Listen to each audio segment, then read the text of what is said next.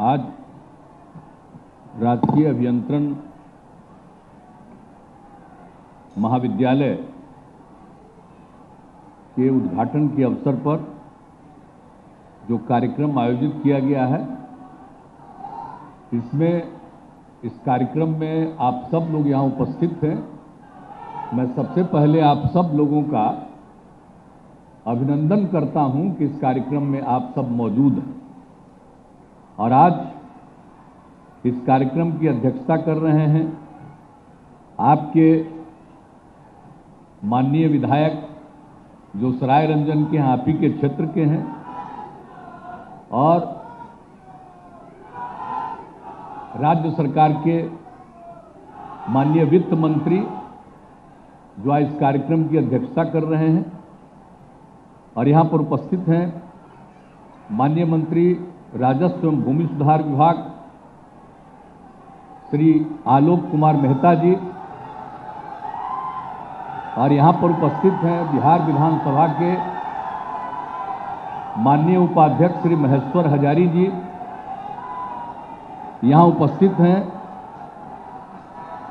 जननायक स्वर्गीय कर्पूरी ठाकुर जी के सुपुत्र और राज्यसभा में माननीय सांसद हमारे मित्र श्री रामनाथ ठाकुर जी और यहाँ पर समस्तीपुर जिले के प्रभारी मंत्री और माननीय मंत्री ग्रामीण विकास विभाग श्री श्रवण कुमार जी, जो भवन का निर्माण कराया गया है महाविद्यालय का भवन निर्माण विभाग के द्वारा, तो बिहार सरकार के भवन निर्माण विभाग के माननीय मंत्री श्री अशोक कुमार चौधरी जी और यहाँ पर जो इंजीनियरिंग कॉलेज की स्थापना की गई है उस विभाग के माननीय मंत्री विज्ञान एवं प्रावैधिकी विभाग के माननीय मंत्री श्री सुमित कुमार सिंह जी और माननीय विधायक श्री अशोक कुमार मुन्ना जी, जनाब अख्तरुल इस्लाम शाहीन साहब, माननीय विधायक श्री रणविजय साहू जी, माननीय विधायक श्री वीरेंद्र कुमार जी, विधान परिषद के माननीय सदस्य श्री तरुण चौधरी जी, पूर्व विधायक श्री अशोक कुमार जी, पूर्व विधायिका श्रीमती मंजू कुमारी जी, पूर्व विधायक श्री विद्यासागर निषाद जी, पूर्व विधायक श्री राजकुमार राय जी और यहाँ उपस्थित माननीय पूर्व सांसद श्री अश्वमेघ देवी जी,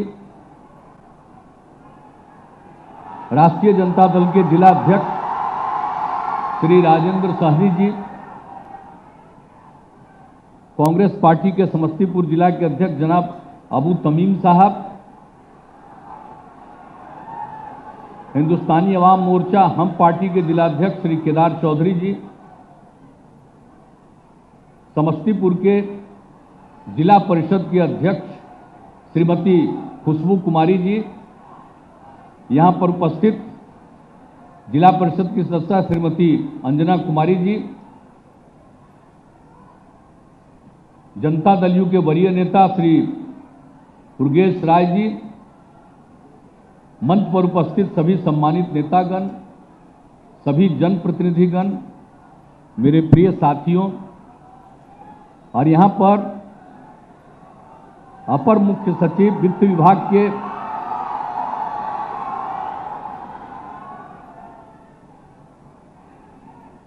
और मुख्यमंत्री के प्रधान सचिव श्री एस सिद्धार्थ जी, विज्ञान एवं प्रावैधिकी विभाग के सचिव श्री लोकेश कुमार सिंह जी, भवन निर्माण विभाग के सचिव श्री कुमार रवि जी,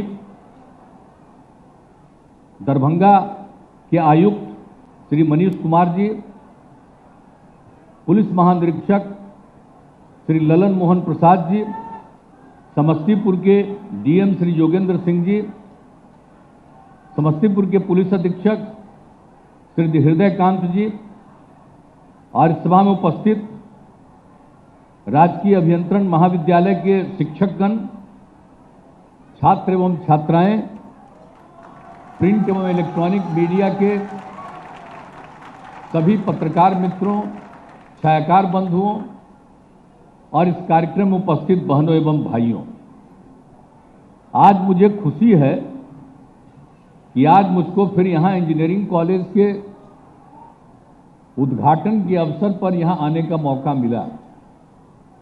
और अभी तो इसके बारे में सब बातें बता दी गई है। अब आप जानते ही हैं कि हम लोगों ने तो तय किया था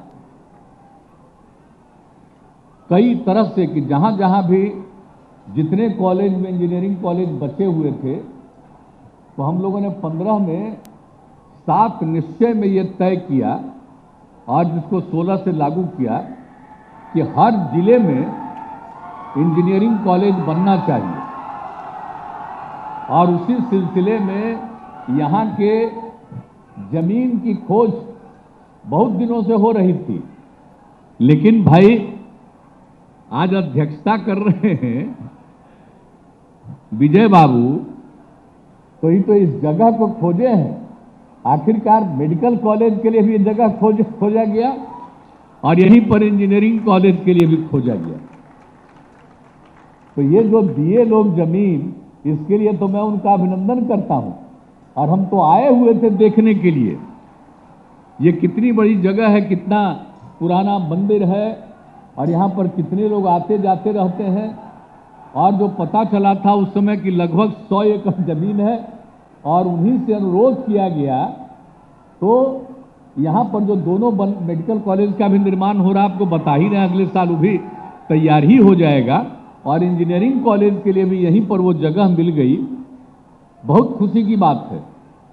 और अब तो हम लोग, आप जान लीजिए कि चारों तरफ से ये काम कर रहे हैं कि अब पूरे तौर पर हर जगह, अब आप समझ लीजिए कि अब इस कॉलेज में 646 छात्र छात्राएं अध्ययनरत हैं और 2022-23 के लिए भी नामांकन प्रक्रिया जारी है।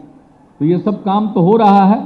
और यहाँ में इस इंजीनियरिंग कॉलेज के नाम पर जिन लोगों का एडमिशन किया गया था, उनको तो पढ़ाया जा रहा था मुजफ्फरपुर में इंस्टीट्यूट ऑफ टेक्नोलॉजी में। अब तो यहाँ हो गया, सब के सब लोग यहाँ आ जाएंगे पढ़ने के लिए और पढ़ाने के लिए, और हर प्रकार की सुविधा हमने जाकर के देख दिया है। सभी लड़के लड़कियों के रहने का इंतजाम है। सभी जो शिक्षक और दूसरे यहाँ पर काम करने वाले जो लोग होंगे, उनके लिए भी आवास का निर्माण कर दिया गया है। और अभी तो हम आकर के देख रहे थे कि हर तरह से लोगों को तो एक एक चीज़ की जो ट्रेनिंग दी जाएगी, वो सब का इंतजाम कर दिया गया है। तो बहुत अच्छा लगा है। और आपको तो मालूम है कि भाई, अभी एक साथी हमारे बोल रहे थे कि हम इंजीनियरिंग पढ़े हैं, जो Bihar college of engineering Patna में था। अब जिस समय हम लोग पढ़े थे, वो तो इंजीनियरिंग कॉलेज बहुत पुराना था, देश में 4-5 इंजीनियरिंग कॉलेज था, उसी में वो पटना में था। वो तो एक अलग बात है। लेकिन बिहार में भी, झारखंड और बिहार मिला करके भी कम था। लेकिन उसके बाद ज़्यादा से ज़्यादा इंजीनियरिंग कॉलेज को बढ़ाने का और मेडिकल कॉलेज को भी बढ़ाने का हम लोगों ने शुरू किया था। और वही आपको बता दिया कि तय कर दिया कि हर जिले में इंजीनियरिंग कॉलेज होगा। और मेडिकल कॉलेज के लिए भी कई जगहों पर किया जा चुका है, आप समझ लीजिए। अब उसके बाद तो अभी हाल में हम लोगों ने सोचा है कि अब यहाँ तो खैर मेडिकल कॉलेज बन ही रहा है, लेकिन हम लोगों ने यह भी सोचा है आगे कि मेडिकल कॉलेज भी हर जिले में बनवा देंगे, ताकि लोगों को, बच्चे बच्चियों को, सब लोगों को पढ़ने में सुविधा हो। तो ये सब काम तो हम लोग करने की कोशिश कर ही रहे हैं। और आपके यहाँ आ करके और ये हुआ। अब जो सबसे बड़ी चीज़ है कि उसके साथ साथ आप जानते हैं कि पॉलिटेक्निक संस्थानों की भी स्थापना की जा रही है। जिन जिले में नहीं थे, तो उन जिलों में भी इसका निर्माण किया गया है। अब तो लगभग काम ये पूरा हो गया है, बहुत कम जगह, यानी अब सिर्फ बचा हुआ है मेडिकल कॉलेज का 3 जिला अभी बचा हुआ है जहां पर काम हो रहा, भोजपुर, बक्सर और कटिहार। और उसी तरह से पॉलिटेक्निक संस्थान के भी भोजपुर, अरवल और जहानाबाद में ये काम है, अभी चल रहा है, ये भी हो जाएगा। तो एक एक तरह से हर प्रकार से ये सब काम किया गया है। तो पूरे तौर पर, और आप जान रहे हैं कि हम लोगों ने तो अनेक चीजों का काम किया है, हर तरह से सब काम किया गया है। और आप समझ लीजिए कि सभी राजकीय अभियंत्रण महाविद्यालय और पॉलिटेक्निक संस्थान में बालक बालिका के छात्रावास की भी व्यवस्था की गई है। यहाँ के बारे में तो बता ही दिया, सभी जगह व्यवस्था की गई है ताकि किसी को कोई दिक्कत न हो, सब लोग रह सकें। तो ये सब काम तो हम लोग कर ही रहे हैं। और जितने भी इसके लिए आधुनिक मशीनों की जरूरत है और सब चीजों का ट्रेनिंग जो हमने शुरू में ही कह दिया, उसके लिए सब कुछ किया जा रहा है। तो ये सब एक एक काम कराया जा रहा है। और एक बात और जान लीजिए, कल ही कैबिनेट था 13 अक्टूबर को ही, और आपके ही जिले में समस्तीपुर में ही प्रखंड कल्याणपुर एवं उजियापुर में आप समझ लीजिए 720 आसन वाले डॉक्टर भीमराव अंबेडकर आवासीय उच्च विद्यालय के भवन का निर्माण किया जा रहा है। आप ये समझ लीजिए। तो आप समझ ही रहे हैं कि सभी प्रकार से जितने भी अनुसूचित जाति के लोग, उन सब लोगों के हित में भी सारा काम किया जाता है। सही, ठीक ही बोल ही रहे। तो ये अच्छी बात है। और कल भी आप समझ लीजिए 2 जगह के लिए हम लोगों ने निर्णय ले लिया। तो इस तरह से, और अब कितना होगा उसमें पढ़ने का इंतजाम, रहने का इंतजाम, हर तरह से ये सारा काम का व्यवस्था किया जा रहा है। तो ये सब काम तो हम लोग कर ही रहे हैं। और सभी तरह से ये जितने भी आवासीय विद्यालय की बात हमने कर दी, तो इस सब पर कम से कम निर्माण पर लगभग 46 करोड़ रुपया से भी थोड़ा ज्यादा की जरूरत पड़ती है, वो सब किया जा रहा है। तो हम लोगों की तरफ से तो पूरे तौर पर ये सब काम किया ही जा रहा है। और जितने हमारे हर तरह के लोग हैं, जो पहले ही था, जो आपको बता दिया कि बहुत कम था, अब इसमें सब जगह पर कर दिया गया।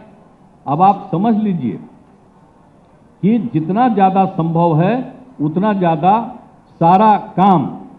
अब आप एक चीज और, हम लोगों ने अब जितना इंजीनियरिंग कॉलेज और मेडिकल कॉलेज हम लोग बना रहे हैं, तो इंजीनियरिंग यूनिवर्सिटी भी कॉलेज का और मेडिकल यूनिवर्सिटी भी हम लोगों ने उसका निर्माण कर दिया। और एक बात जान लीजिए,